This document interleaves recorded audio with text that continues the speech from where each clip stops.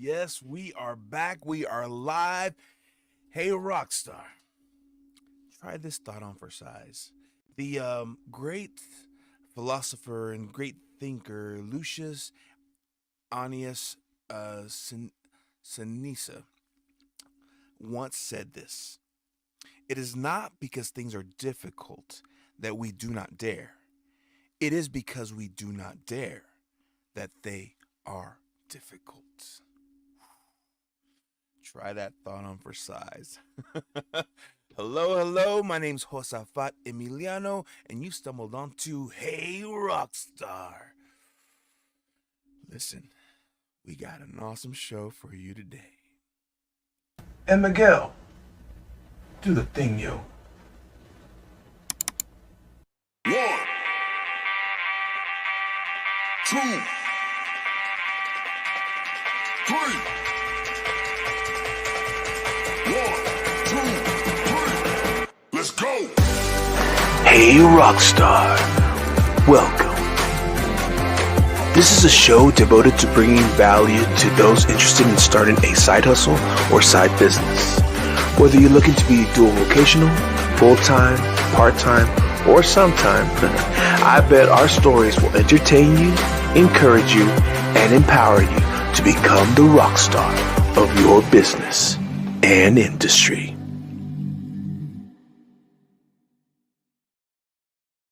Yes. We are back here on Wednesday night at the Hey Rockstar studio here in Andrews, America. And the guest I have today, I'm excited that this gentleman came back. We actually had him scheduled a few weeks ago, but due to a conflict of calendars, my bad, not his, my bad. We had to postpone or reschedule. Thankfully, he was able to do it tonight. I'm excited because he has a powerful story. So we just kept his episode number. So last week we did 104. Today we're doing episode 103, which is okay because it's worth coming back. So for those of you who are tuning in for the first time, just know if you're watching us on YouTube or Facebook, you are more than welcome to comment. Any comments you say that's relevant to the show, I'll be able to highlight it, and we will it'll just add more value to the show. We'll be able to address you. And if it's not relevant to the show, I will try my best to remember to get to them at the end of the show. And for all of you who are watching on Instagram, here's a shout out to you. I won't be able to highlight you, but I can see you on my other monitor, and I'll be able to give you a shout out. So without further ado, I got a fellow Texan with me today, all the way hailing us all the way from San Antonio. Yes, city of the Riverwalk, and a lot of good food. So please help me welcome just a powerful motivational speaker, soon to be author. He's got so much going for him. I've been seeing him on platform after platform. He's going places, so I'm glad he decided to share with us today before he becomes untouchable. Hopefully our relationship will always be good. So without any more I don't want to take any more time, Mr. Zack Tlili, welcome to Hey Rockstar. How are you, man? Good. Hey, thank you for having me. And please let me start with this. There is no fame, there is no level that I can reach in life that will ever make me forget about the decent human individuals that truly were willing to lend a hand. And that's one of them is you, brother. So doesn't matter how much we grow to help others, and we grow together. I can't grow alone. It's If true. if you don't host me and somebody else doesn't host me, if you don't hear me, nobody else can hear me. So the message is gone nowhere. It's a road where we have to walk in this path together, brother. Thank you for having me and giving me the chance to speak here. Man, such humility. Thank you, Zach. Thank you. I'm gonna take my shades It's a off so that pleasure. I can just have great, just eye connection with everybody. So, uh, just a little background story for those of you who want to know how Zach and I met. We actually met in California at a Tag Talk event, and we got to talking, and I found out he was a fellow Tejicano all the way from San Antonio.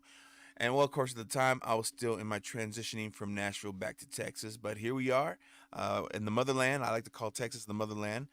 So, Zach, I got the chance to, I've had the chance to hear your story twice now. And actually, you kind of changed it up in Dallas, which is great. But you know what? Let's just have fun tonight. If you wouldn't mind, for those who are listening for the first time or listening to your story for the first time, tell us, man, what is your story? My story. I hope everybody's ready. Are you holding on to your seat? Yes. Your seat belt is on. I guess I should tell everyone, brace yourselves. He's got Yep. a heavy, Embrace for an impact. but a beautiful story. My daughter a week ago or a week and a half ago, my daughter was here in my office, and I was sitting down, and she was recording me. And then she said, she called me by my first name. I allowed her once to call me by my first name. She said, Zach. I said, yes. She said, if you had one wish today, what would that be? I looked at her and I said, I wish they had seen me when I was down. She said, why is that? I said, because it would most definitely motivate them. Why seeing me down would motivate some people? I'm going to be 44 years old in 3 days. February 10th is my birthday. I'll Happy take you birthday, man. back. Thank you. I'll take you back 34 years ago. At the age of 10 years old, when on a cold December night, I went home. My brother and I was 10, my brother was 11. My mother was no more. My mother was brutally murdered. And I tried to withhold as many details as I possibly can for the sake of my children and the people that I love and care about. Same day, my father was no more. So imagine waking up that morning full of love, loved and cherished kid, and then coming back a few hours later to pretty much an environment of terror, horror, things that you couldn't even see in a movie.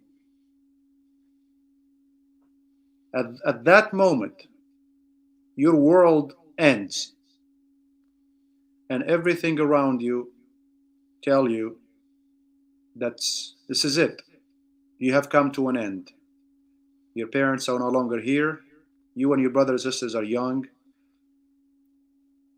But then you look around and then you see, you have many family members, 70, 100 people, that you'll think, despite this much pain, I'm going to find some comfort in someone. Someone is going to comfort us in the meantime.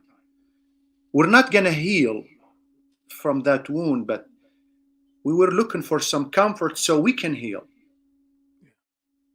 But that comfort was not there. At dinner times, at lunch times, door was shut in my face and my brother's face. So going to school on an empty stomach, that was just the norm. Walking bare feet to school, that was just the norm. Wearing some jeans that are full of water and wet because you didn't have a washer or dryer. You had one pair of pants. That was just the norm. So the things that people cherished, which is normal, the normal necessity of life, something to eat and something to drink, those were not meant to be for us. Mm. Most family members, except my brothers and sisters, they decided not to be part of this. They did not want to take the responsibility of having to feed 5 children. So you look around you, and for sure you say that it's not worth living anymore. How can I live? If I'm waking up every single day in a house that has no windows, no doors, no water, no electricity, how can I go to school? How can I persevere? How can I be resilient? How can I stay persistent? How can I? How can my brother do that? How can my sister do that? And sometimes your sister's hunger will make you forget about yours. Mm. When you see your brother hungry, starving, it makes you forget about yours. And I don't want to really magnify the story, because sympathy is not what I seek by telling my story. If I needed sympathy, it would have been back then, and I didn't get it. So I share my story now is for individuals to know, when you feel like you hit rock bottom, there is nowhere to go but what? Up. Oh. And when you think the world has labeled you in such a way, or the world has sent its judgment on you, the Almighty God has his own judgment. Against all odds, I finished school. Against all odds, I submitted visa to the United States when I turned 20. Everyone thought it was a joke.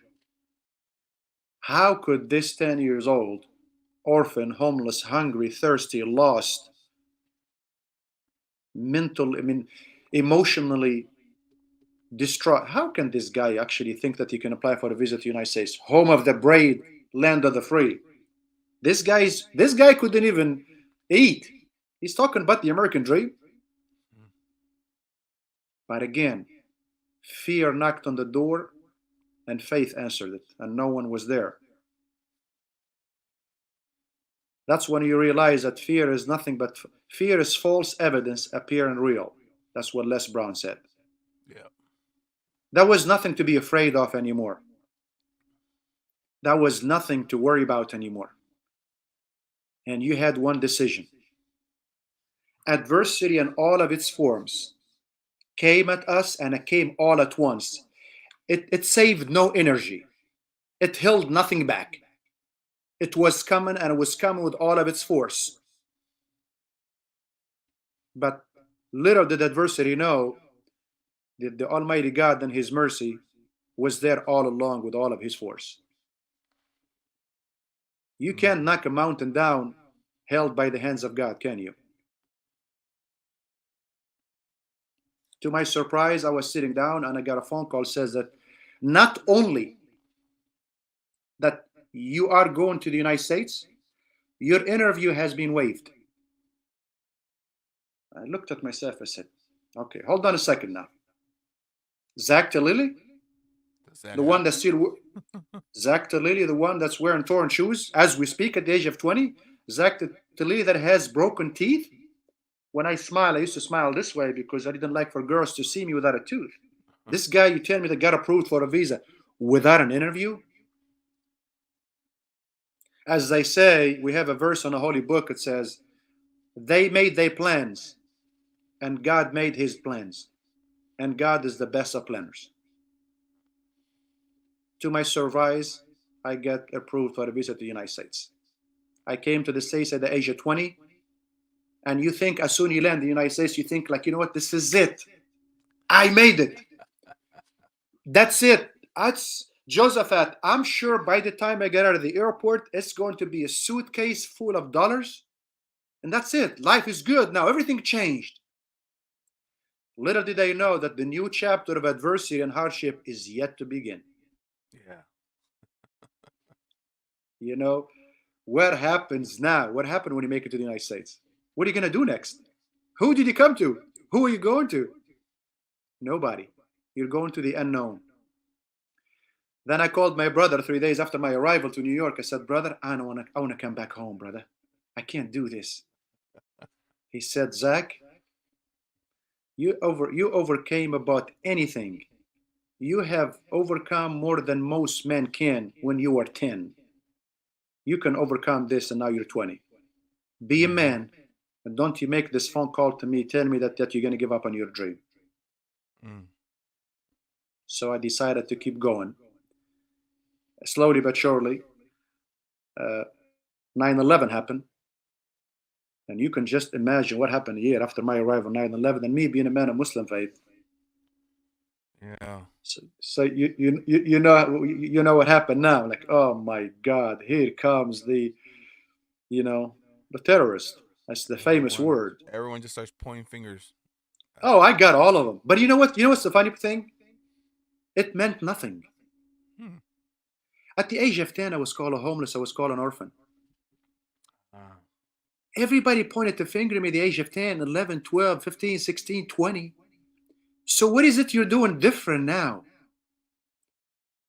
This boy that was ashes became a piece of stone. Wow. If you're gonna burn this piece of stone, you have to bring a lot more than volcano fire. You can point a finger all you want, but I had one mission and one goal.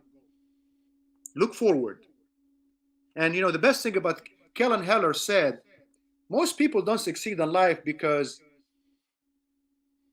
they keep going looking at the rear view mirror.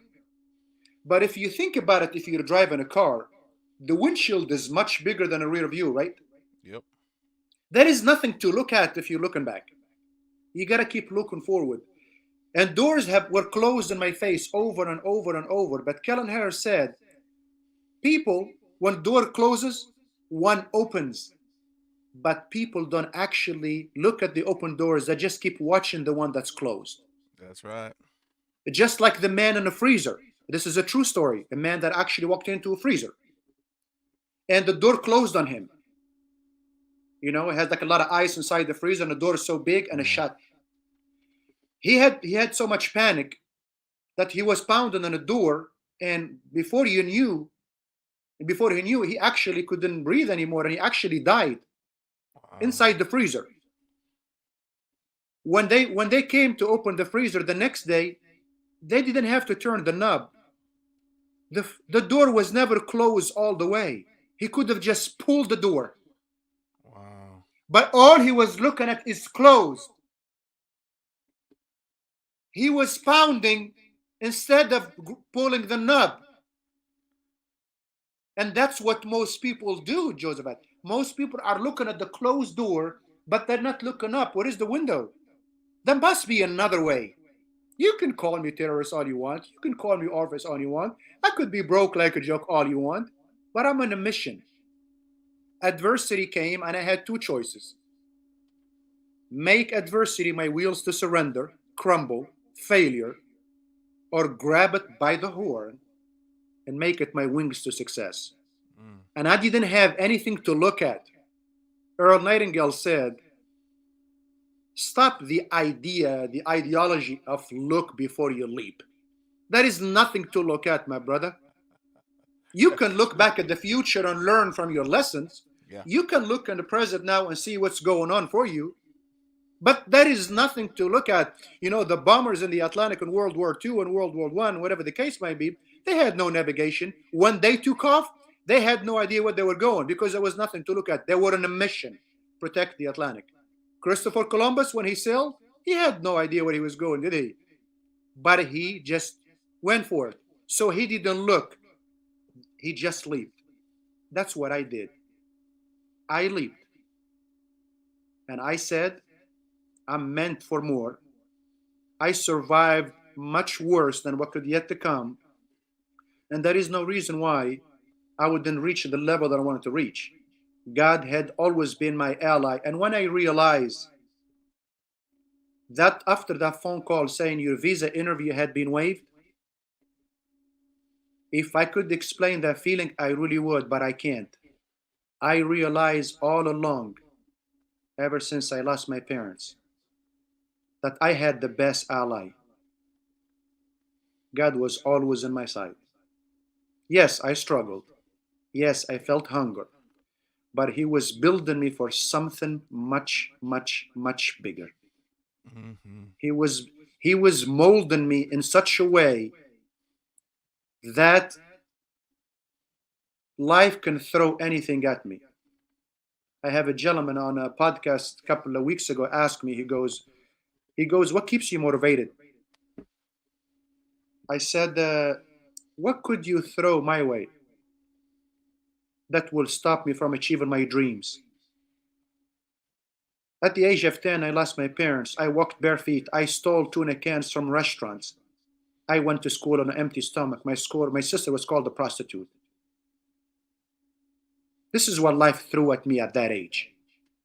Life took the best thing that I've ever loved and the first thing I've ever loved, my mother. What could life throw at me today to make me stop living the dream that I want to accomplish? What is it? I said nothing. Death? I'm immune to it. We're all gonna die once. Yeah. Nobody dies twice.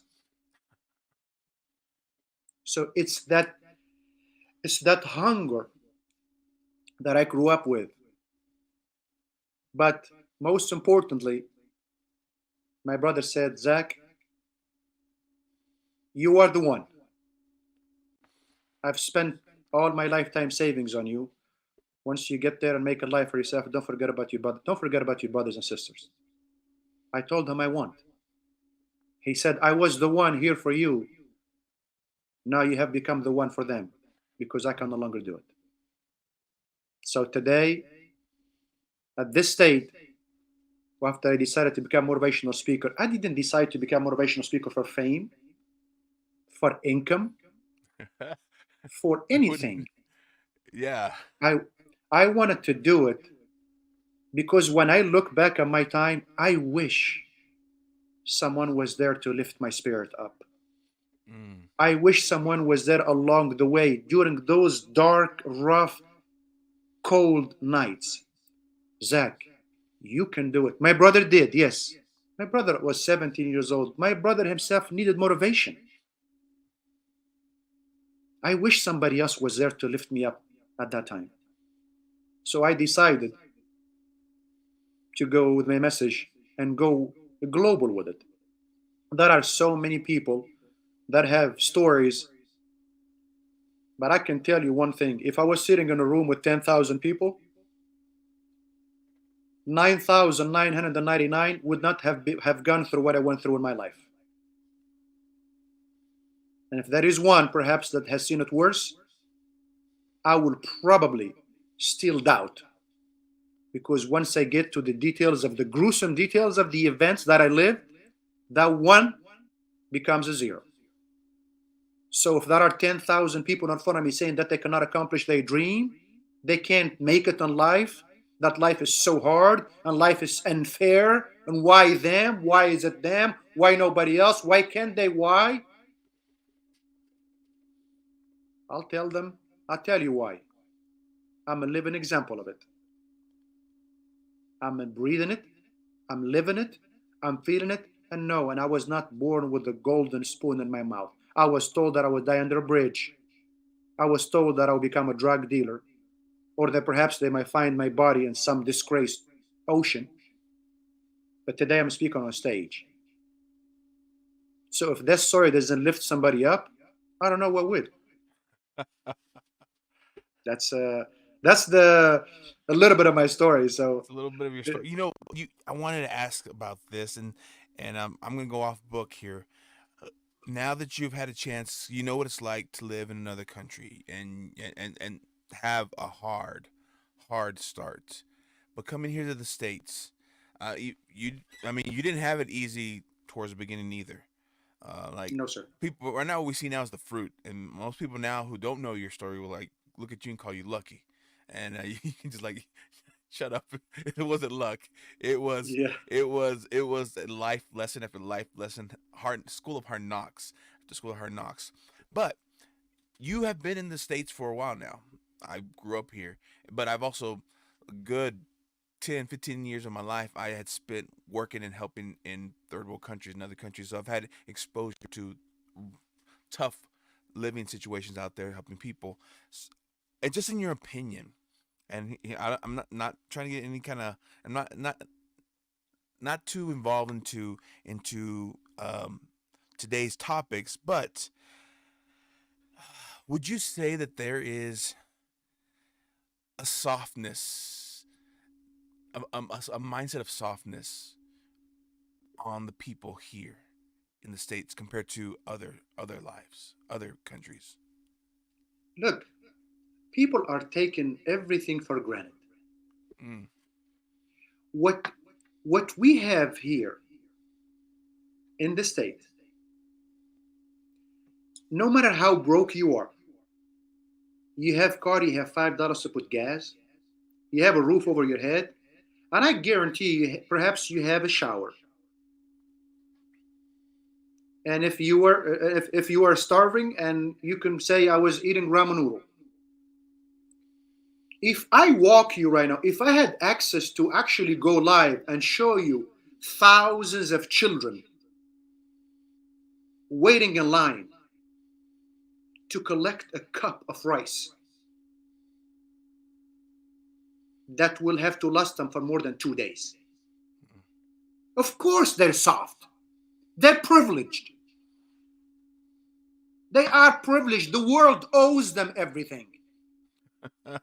They're not meant to work for it. Looking at the shiny objects,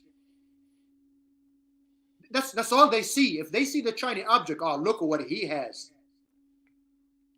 Because they're born with gold spoon in their mouth, and somebody might say, no, I wasn't. I mean, I wasn't rich. No, no, no, no. I'm talking the simplest necessities of life elsewhere around the globe. Those are beyond luxury. Those people don't even dream about. When you hit a 10 years old child, and with respect to all children, my son is going to be 10. When a 10 years old is crying because his iPad broke, there is a 10 years old that wrapped the belt so tight around his belly until it broke because of hunger. When you have an adult that complains about the girlfriend that left him, this one is looking at his mother and siblings dying of hunger in Southern Africa. So people, not only they're soft, they don't value what they have. Yeah. What they have is an abundance of wealth. America is the richest country on the globe. But they became designed, they implanted that negative thought in their mind, like Earl Nightingale said, a mind is not any different than a piece of land, is it? It's actually much more sophisticated than it's actually formed. They planted in their mind, oh yeah, life is bad. My life is bad. Mm-hmm. My life is bad. I have it all hard. I have a phone. I have access to the internet. I have a house. I have a car. I go out. I drink. I enjoy a weekend with my friends. But life is hard. Couldn't afford the new iPhone. Life is tough. Life is tough, man. And someone else is looking for a cup of rice.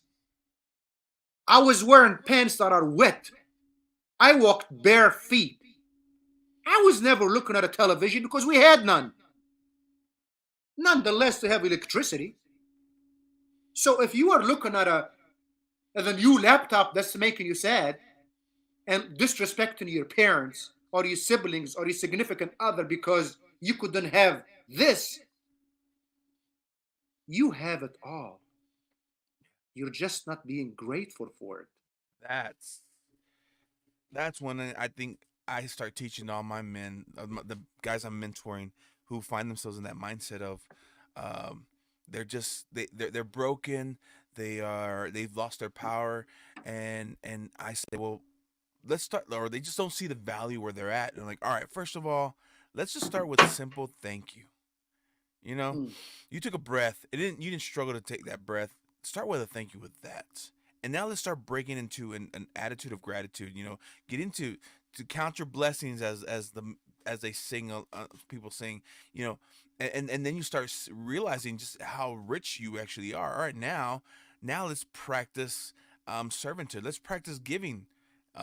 Of your time, of your gratitude, of whatever you have, whatever resources we are rich. We're richer than we give ourselves credit. As I just that's think, right. I honestly think that um, a lot of my mentees are just bored because they haven't been challenged. They haven't experienced something as intense as that. Um, or and and such. I mean, I'm sorry, I didn't mean to go off on a tangent. It's just when you talked about that, that No, hit a string because I've experienced it. I know what it's like to, and I've caught myself. I've become aware of myself when I realize, you know what, I'm pretty spoiled brat, and I need to get over that. I'm thankful for what I have and stop trying to get more. Let's just work with what I have and give of that's what I right. have. There's people who are begging for what I have. Well, let me just help them get it, help them have it. And it changes my mindset because my mindset is now more of I want to give more than I've been taking. The first quarter, or actually, I'm there with you. The first 40 years of my life have been take. Now the rest of my life, I'm going to devote it to give. And the funny thing is, and I think this is because my next question for you, and it has nothing.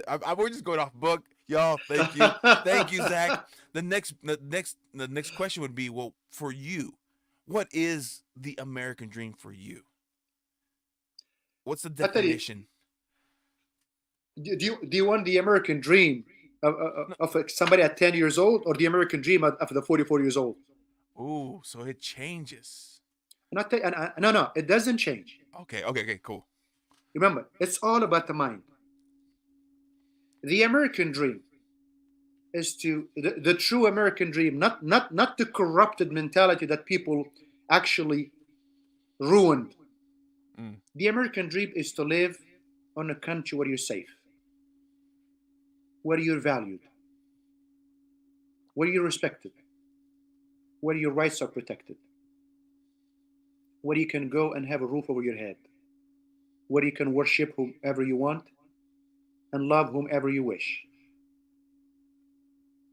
The American dream is very simple, but the majority of people, they see the American dream as the houses and the hills and the yacht and the ocean.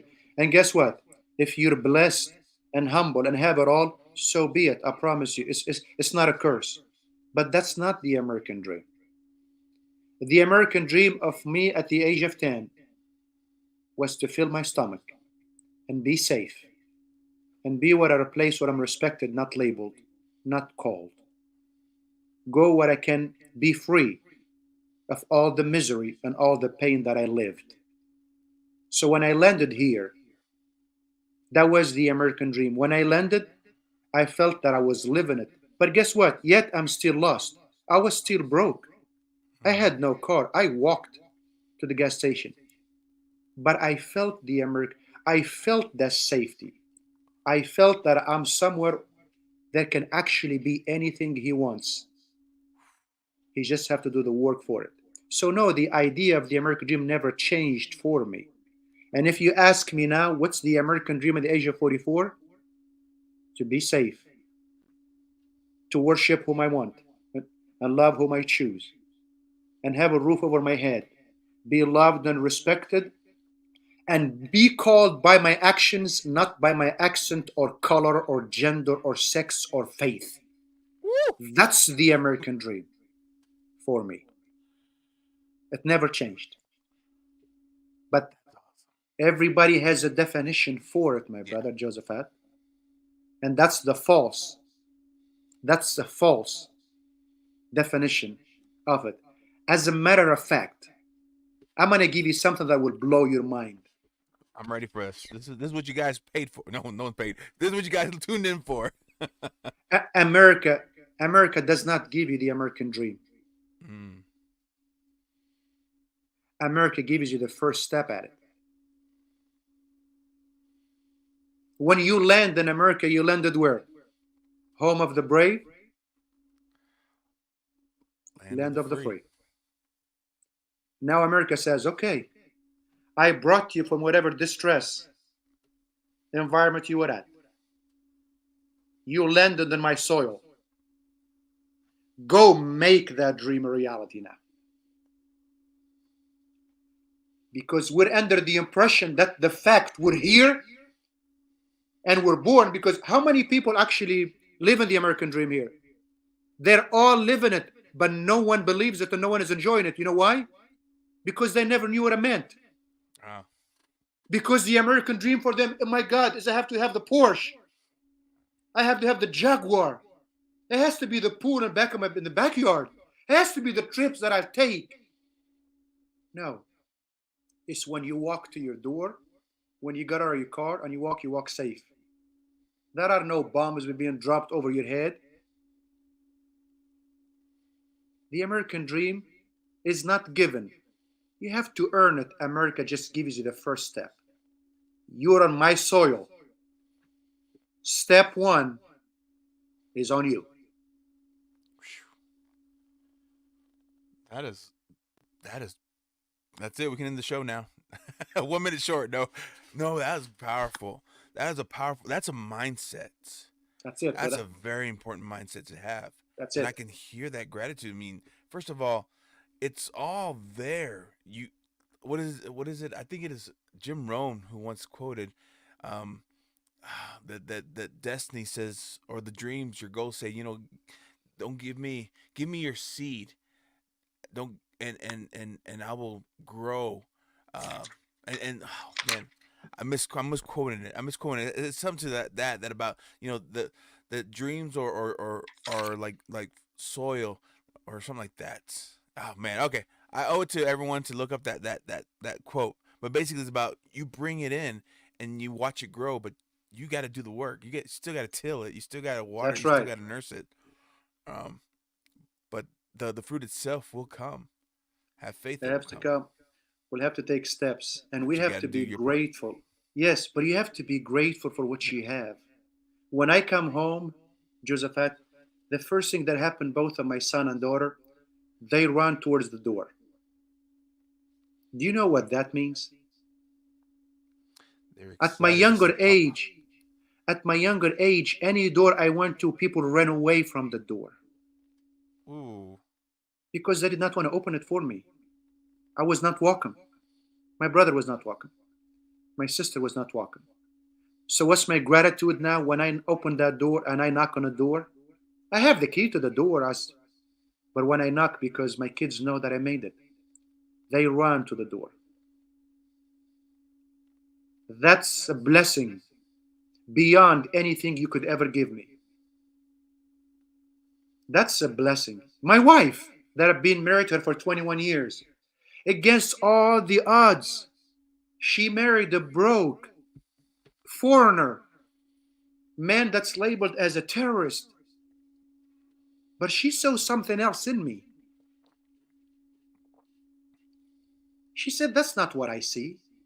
I see a broken soul that's looking for love." Her parents,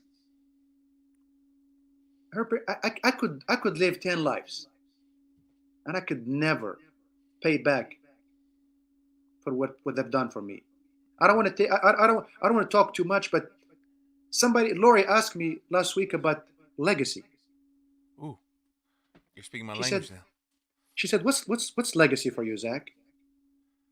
I said, legacy for me is three people. My neighbor that waited for me outside when she found out that I used to go to school hungry. She would wait for me outside and she would grab me by my arm and take me inside to her humble kitchen and give me whatever she had, whenever she could. That's all she had. And she split what food she had for her kids with me. What legacy did she leave in me? Not the riches, the willingness, the heart, the kindness to feed a hungry child. My brother, he gave up his life and dream to make mine a reality. My father-in-law, when I married him his daughter, I had no place to stay. He said, "You can stay at my house for as long as you can until you build a life." What legacy these people left on me? None of them had wealth. None of them had fame. But what legacy did they have? They lended a hand when nobody else did. I'll remember them for as long as I live. I told her, "Lori, my legacy is not any different. I want my kids and everybody around me to remember me with the one that lended a hand when nobody did. I want to leave an imprint on this earth that I was not a taker or simply a giver." That's my legacy. Everything else that comes along with it, the Josafat, It's gravy because you might have some listener or some people from abroad. Okay, here we go. We have such a humble guy that's really not looking for anything in life. Yes, I am looking for everything in life, and I'm going to get everything I can in the process. But when I look at you straight in the eye, not with the willingness to take, I'll give you everything I can. And if while giving you, I gather a generation of wealth, make no mistake, I'm going to load the bank account. Amen. Amen. There's a businessman named Myron Golden who he talks about that the world, the marketplace, pays you according to the value you bring to the market. So the more Amen to you that. bring, the more you help, the more you provide for others, of course, the more comes back to you. It's just Oh the man, it's value. It's amazing. the flow of cash. It's the flow of value. But no, yes, wow. No, I love this talk. Josafat, I got to tell you something. I tell everyone, I urge anyone that has depression, anxiety,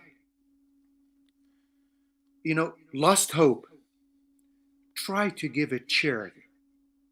Try to feed an orphan. Try to dry a kid's tears that lost a parent. I swear to you, you will go to sleep that night without any medication. Giving is a healing to the soul, and no one will ever come and be able to prove me wrong. Because I remember my father in law. He had a rough life. But my God, he made sure I had what I needed. It made him feel good. When you give, it's a healing to the soul. And if you want to go biblical about it, think about it for this, Josaphat. If there is somebody in need and you happen to be the one that lended a hand, what does that tell you? You might not have the answer for it because it's biblical, but I'll answer it for you. If someone is in really dire need and you happen to be the one to lend a hand and lift him up, that means, Josaphat, beyond any doubt, that the Almighty above seven skies chose you Yep. to be the reason when he lift him up. Do you think he's willing to let you down the road? Oh no. There you have it. There you have Sorry, it. I'm quoting you now. You made it to my quotes. Giving is the healing to the soul. That's a beautiful That's quote. right. Oh yeah, yeah, yeah. Um, I'm a believer that sometimes we are the God that some people see on this world because He uses us. He Absolutely. provides us to co-create with Him, to co uh, administer to people of His goodness. We're blessed to be a blessing.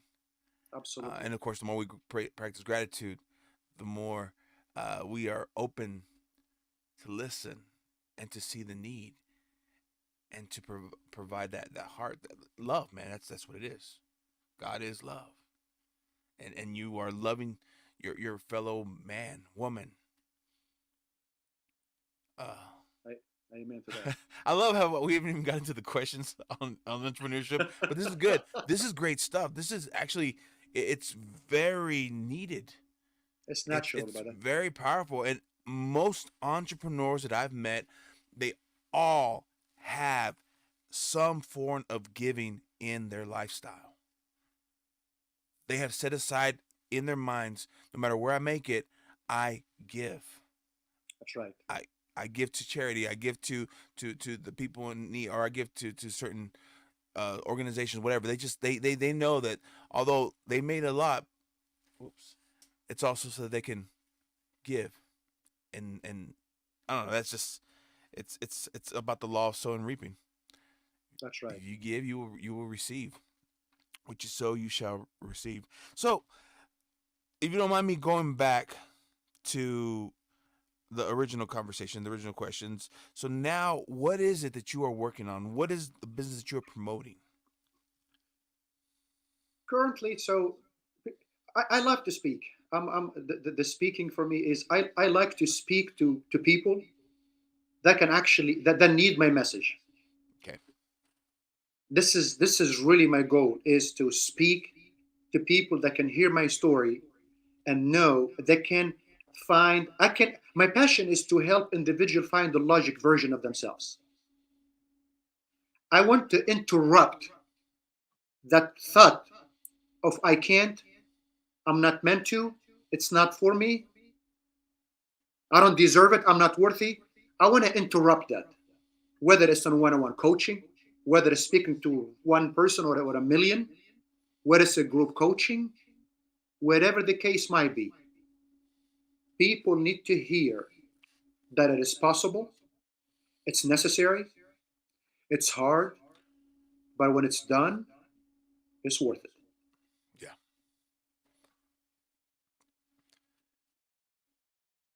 What have been some challenges when you decided I want to be a motivational speaker?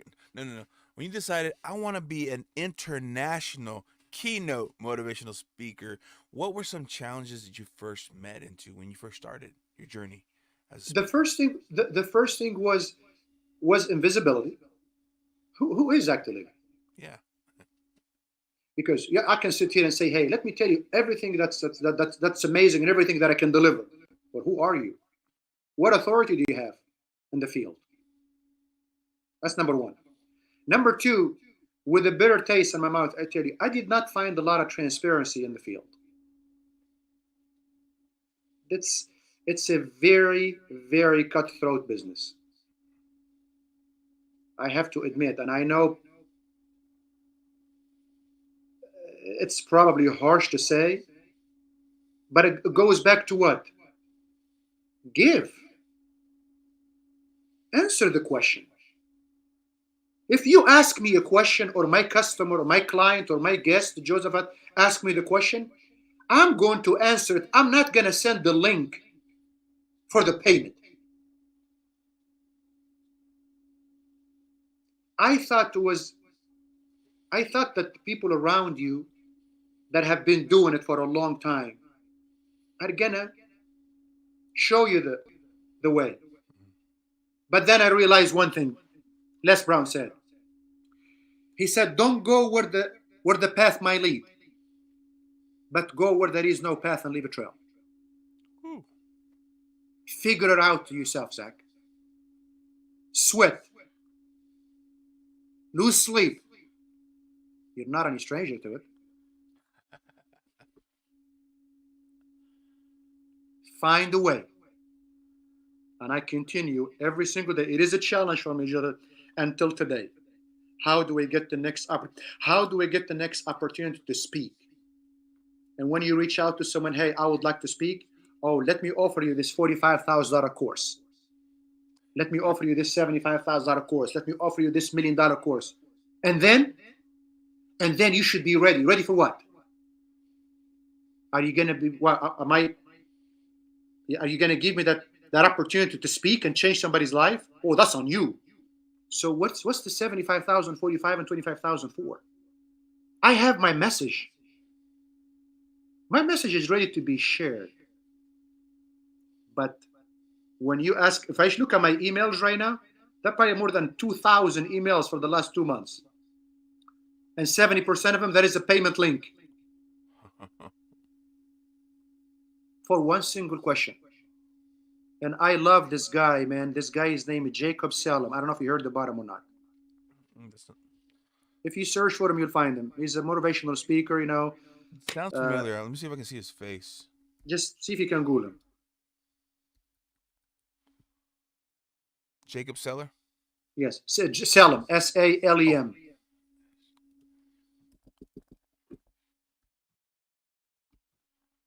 Oh, I have seen him. Yeah. You know, I reached out to Jacob Salem. And, he's a well-known, he's famous. He stood up side by side with Les Brown. I mean, you name it. He's killing it. And I asked him a question. I said, Jacob, I'm lost. I have no idea where I'm at. He spent 1 hour on the phone with me, gave me all the answers I needed And then weeks later, I sent him a text message and I asked a lot of questions. And then I said, if I joined the program that you and I talked about a couple of weeks ago, what would that do for me? He said, I've given you the answer for the program, Zach, already. What does that mean? Go, Yeah, go, go make it, Zach. I see that you needed help. Go ahead. He said, I gave you the answer already. Yep. And I was willing to write a check or jump in on his link and pay. But he said, I gave you everything you need. This is what I will give in my one-on-one class already. Good luck to you, Zach. I remember Wow. that name, brother. I remember that name.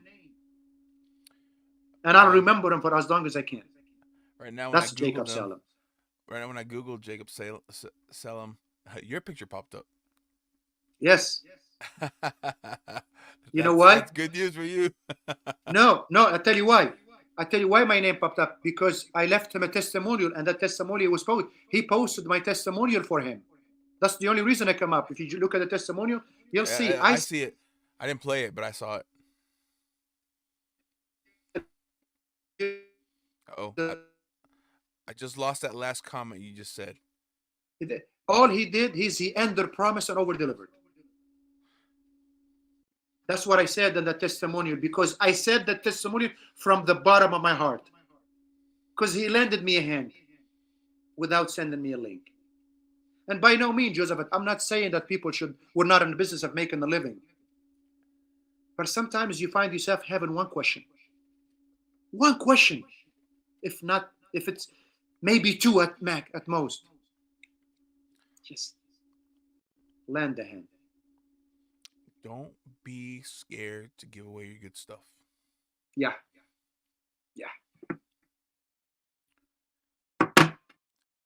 Man. So I'm still continuing on, trying to get the conversations or the questions in there. Now that you've been at it, what have been some I mean, you've kind of already touched on it in your story, and then even right now. But any other big takeaways or any just aha moments that you've had on your journey so far as a speaker? A hot moment. Like Yes, I aha. actually, it's not easy. It's not easy, but it's possible.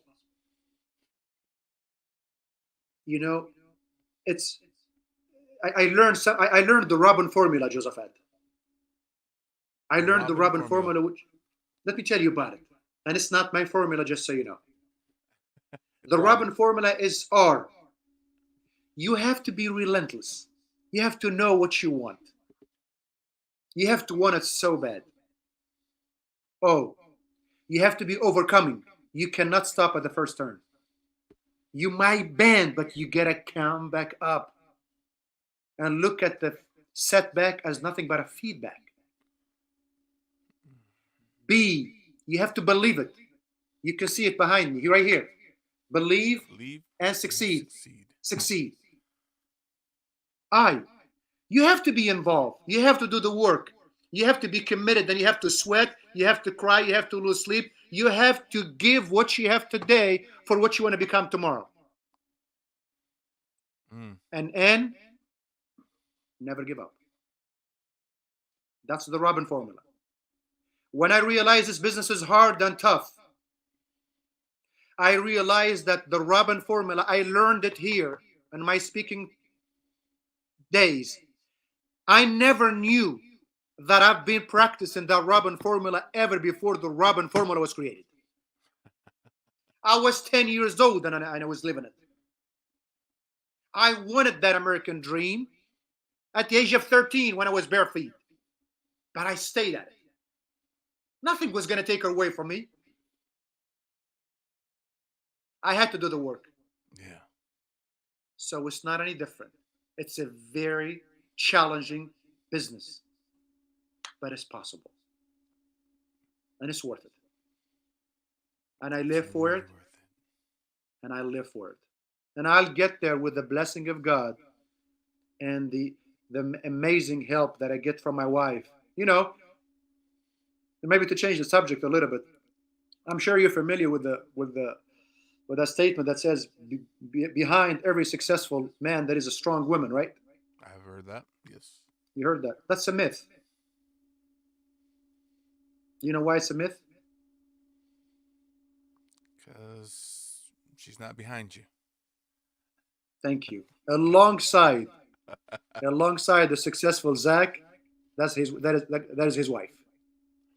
Step by step, she's actually babysitting me. She's actually holding my hand and walking me one step at a time. And most of the time, she's actually ahead of me. She's not behind me. That's what I learned. It took me so many years, but I finally learned that she was never behind. She was always alongside me. And as long as I have God and my brother and my wife and my children and some amazing people that I met, because regardless of any hardship and regardless of any challenges, and there are a lot of decent people out there that are willing to lift you up. That's right. We should not bank on it. We should not just expect it. Do the work and let God do the rest. One of my mentors in the sales used to tell me, and he quoted someone else. I don't know where he got this quote, but he would say, pray like it's up to God, but work like it's up to you. That's right. Did you know the story about the lottery ticket? It's a joke. You hear about it? No. Somebody prayed. Somebody woke up every day. God, I want to win the lottery. God, I want to win the lottery. He's been doing this for a month. Then he heard the voice from above say, can you buy a ticket?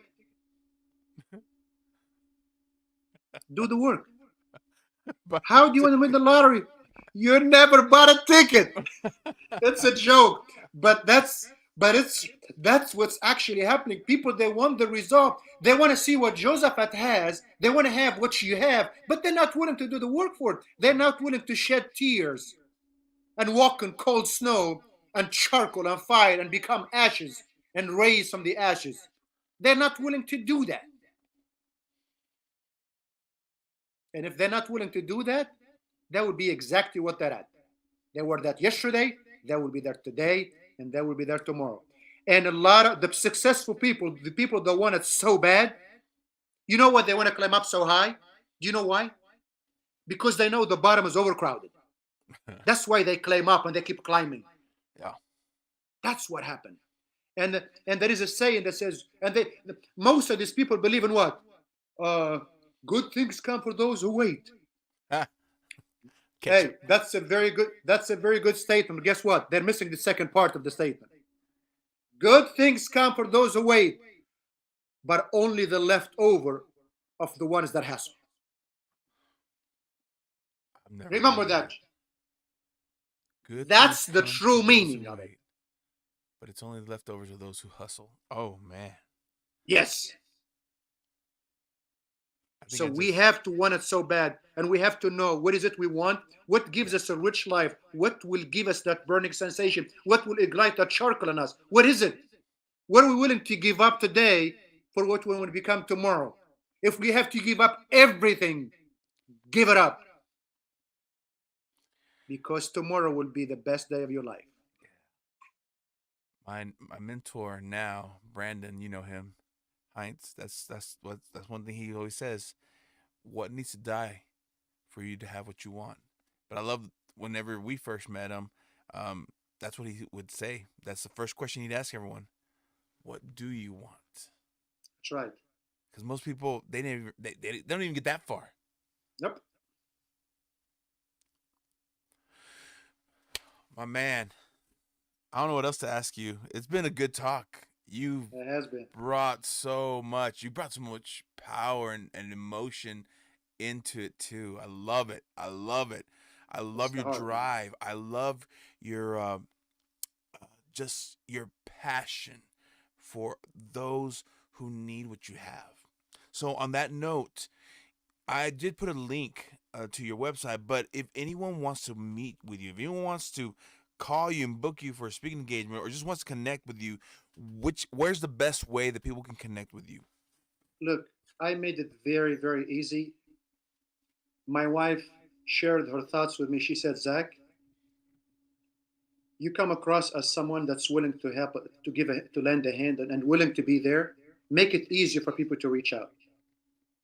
If you reach out to me on Facebook, we'll reach back out to you almost immediately. If you go into my website and send a link, and that message that comes said contact me, I'll contact you ASAP. If you look at Instagram, you want to send me text message, messenger, WhatsApp, phone, whatever. I'm Even giving my you full website. screen. Guess what? My website has my cell phone number. Did you see that on the bottom? I saw that. Yeah. That's my cell phone number. I'm not hiding behind a number. I'm not hiding behind a screen. If I There it is. committed myself to lend a hand, that it is. I wanted to go full screen for you just so people can see all your contact information, which I think is pretty cool. You have in your screen behind you changing. That's awesome. Thank you, thank you. That Oh, was my wife's idea. My wife and my daughter, and yeah, that being at it, that being at it, that being at all right, guys, don't scan that QR code because I think that goes somewhere else. it. Any last words you'd like to just share with the people here before we go and end this show for the night? Believe in yourselves.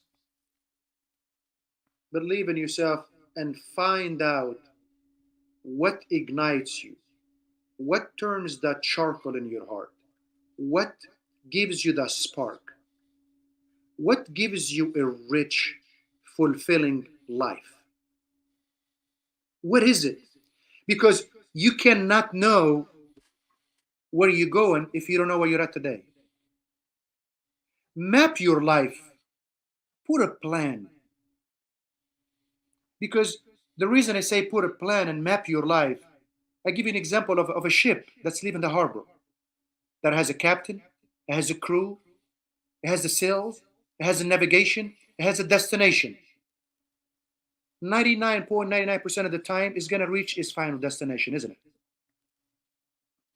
Imagine another ship, no captain. It's the best, most amazing ship on the world.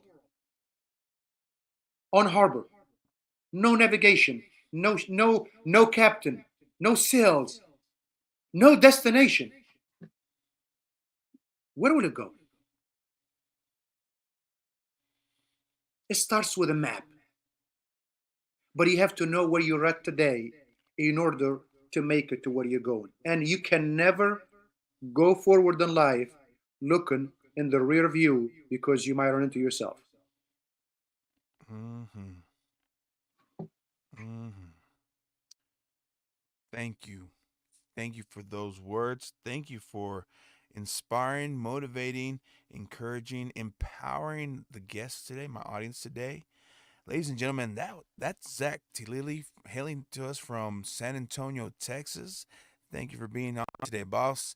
My name is Josafat Emiliano. I'm coming to you from the stage or from the studio here in Andrews, America, in the heart of Texas, I like to say. But other than that, we just appreciate your time. Thank you for letting us come into your homes. Thank you for letting us come into your cars. Thank you for just letting us into your hearts. Until next time, this has been Hey Rockstar, a show for entrepreneurs and leaders, sharing their stories to help those who want to become leaders and entrepreneurs come and hear more stories and be encouraged, find the entertainment you need, the empowerment you need, the encouragement you need to go and become the rock star of your industry. And again, I guess all the way from Texas, we just want to wish you until next time much love and many blessings. We'll see you next time.